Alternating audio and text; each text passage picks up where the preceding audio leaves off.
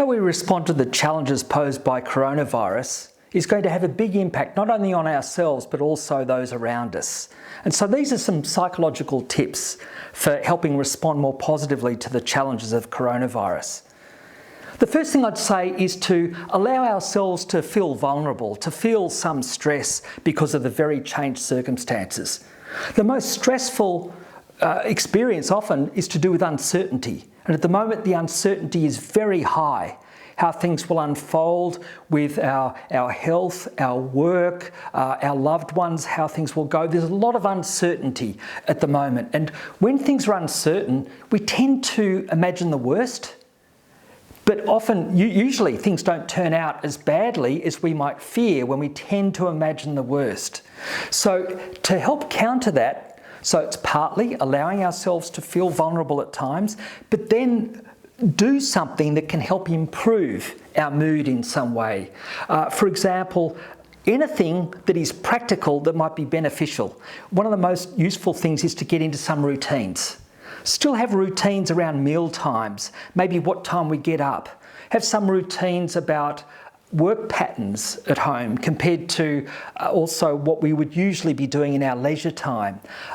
Still maintain some social contact with other people to stay connected, even though it will mainly be online rather than in any direct contact.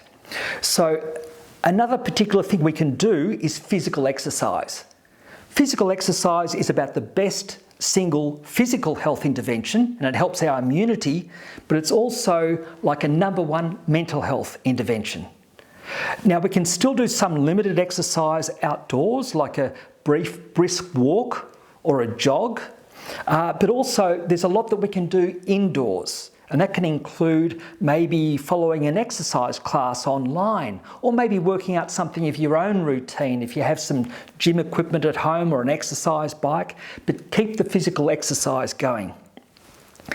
Any kindness that we can show others, kindness that we show especially others in our house, and being forgiving to others in our house as well, any kindnesses that we show, but also to other people.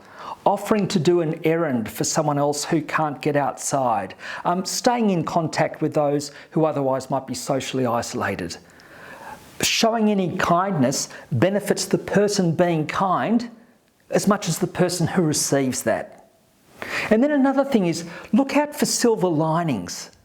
What are some things that you would have wished that you could have done, like say in years past, that you didn't have time for? It might be an online course, or practicing a musical instrument more, or reading certain books. So think of some useful things that also might be of benefit to you down the track. When all of this is past and our lives get back more to normal, this is an opportunity to do things that we otherwise might have missed out on. So finally, I'll say look out for a podcast also that my son Rowan, our digital media manager at our practice, and I have developed, and it's called Lockdown: Character Strengths and Silver Linings. And this is a podcast which is designed to give tips as to how we can best manage through the challenges of coronavirus.